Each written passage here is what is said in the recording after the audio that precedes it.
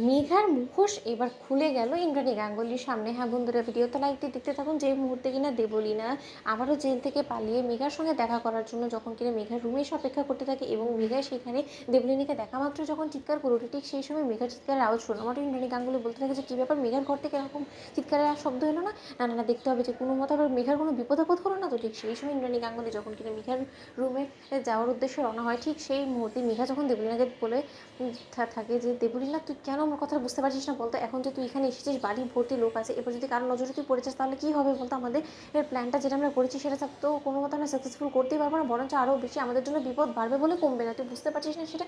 অন্যদিকে ইন্দ্রাণী গাঙ্গুলি যখন কিনা ঘরে ঢুকতে নেবে, ঠিক সেই মুহূর্তে দেবলীনাকে ইন্দ্রাণী গাঙ্গুলি দেখে ফেলা মাত্র ইন্দ্রাণী গাঙ্গুলি বলতে থাকছে, দেবলীনা হঠাৎ করে জেল থেকে কী করে আবার এখানে চলে এলো? কিছুতে আমি বুঝতে পারছি না। তার মানে ও আবারও পুলিশকে টাকার প্রলোভন দেখে সেখান থেকে পালিয়েছে এবং মেঘার সঙ্গেও কী সেটা তো কথা বলছেন, তো সেটাই বুঝতে পারছি না। এবং মেঘা যখন কিনা খুব ভালো করে জানে যে দেবলীনা আমাদের চরমতম শত্রু, অথচ সেই সমস্ত কিছু জেনেও ও শত্রুকে কেন এতটা উৎসাহ দিচ্ছেন, তো সেটাই বুঝতে পারছি না। এবার আমাকে দাঁড়িয়ে শুনতে হবে যে মেঘার সঙ্গে দেবলীনা ঠিক কী দাঁড়িয়ে কথা বলছে। অন্যদিকে দেবলীনা যখন বলতে থাকে যে আমার এবং তোর প্ল্যান ছিল একটাই, যে ইন্দ্রাণী গাঙ্গুলির এর কোম্পানি থেকে শুরু করে ইন্দ্রাণী গাঙ্গুলি পরিবার সমস্ত কিছুকে একদম মাটির সঙ্গে মিশিয়ে দিতে হবে। তাহলে তার বেলা তুই কী করলি, কত দূর অবধি তুই তোর প্ল্যান এক্সিকিউট করতে পেরেছিস সেটা আমাকে বল। অন্যদিকে মেঘা যখন কিনা বলতে থাকে যে দেখ, প্রথমত ওই অসন্তোষ প্রমাণিককে দিয়ে ওই বোকা একদমই গর্ধব যেটা ঈশান, তাকে আমরা রীতিমতো কবজা করে ফেলেছি এবং ঈশানের হাত থেকে আমরা রীতিমতো গাঙ্গুলি গ্রুপ অফ কোম্পানিজের যে সিক্রেট বিউটি প্রোডাক্টের ফর্মুলাটা আছে সেটা আমরা হাতিয়ে নিয়েছি এবং তার পেন ড্রাইভ আমার হাতে আছে এবং কেউ এখনও পর্যন্ত টেরও পায়নি যে এই সমস্ত কিছু অসন্তোষ প্রমাণিককে দিয়ে পিঠ পেছনে আমি করাচ্ছি।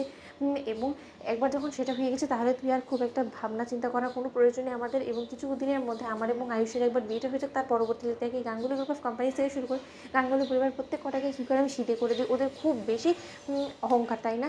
গর্ব, এই ওদের অহংকার এবং গর্ব যদি না আমি মাটির সঙ্গে মিশিয়ে দিতে পেরেছি তাহলে আমার নামও মেঘা ব্যানার্জি নয়, তুই কথাটা মাথায় রাখিস। ঠিক সেই মুহূর্তে ইন্দ্রাণী গাঙ্গুলি যখন এই সমস্ত কথা শুনতে পেরেছে, ঠিক সেই সময় দেবলীনা যখন বলতে থাকছে ওই কুসুম সরকার বারবার করে ব্যাঘাত ঘটাচ্ছে এবং ও তো তোর সমস্ত সত্যটা জেনে গিয়েছে, এবার যদি কোনো মতে ইন্দ্রাণী গাঙ্গুলির কাছে গিয়ে এই সমস্ত কথা তুলে ধরে তখন কী হবে? অন্যদিকে মেঘা বলতে থাকে যে ও কোনো কিছু বলে ওঠার আগে ওকে শেষ করে দিতে হবে, নয়তো এছাড়া আমাদের হাতে কোনো রকম কোনো উপায় নেই। দেবলীনা অন্যদিকে দেবলীনা আর এবং মেঘার এই সমস্ত কথাবার্তা শুনে যখন কিনা ইন্দ্রাণী গাঙ্গুলি নিজেকে সামলাতে না পেরে ঘরের ভিতরে ঢুকে পড়ে এবং বলতে থাকে যে মেঘা, তোমার এই নোংরা রূপটা আমি যদি আগে জানতে পারতাম তাহলে হয়তো আমি আয়ুষের সঙ্গে তোমার বিয়েটা কোনো মতেই ঠিক করতাম না, কিন্তু যাকে যাক দেরিতে হলেও আমি যে বিয়ের আগে সমস্ত কিছু জানতে পেরেছি এটাই আমার জন্য অনেক, ঈশ্বর আমার চোখ খুলিয়ে দিয়েছে। এবার আমি যে করি হোক না কেন আমার পরিবারের কাছে তোমার এই নোংরা চেহারাটা ফাঁস করে দেবে। ঠিক সেই সময় দেবলীনা এবং মেঘা মিলে ইন্দ্রাণী গাঙ্গুলিকে এক পর্যায়ে বেধড়ক মারধর করতে থাকে এবং বলতে থাকে যে ইন্দ্রাণী গাঙ্গুলি তুমি বাঁচবে তবে তো। ঠিক সেই সময় ইন্দ্রাণী গাঙ্গুলিকে ধাক্কা দিয়ে সিঁড়ি থেকে ফেলে দেয়। তো বন্ধুরা, লাইক এবং শেয়ার করে সাবস্ক্রাইব করতে ভুলো না।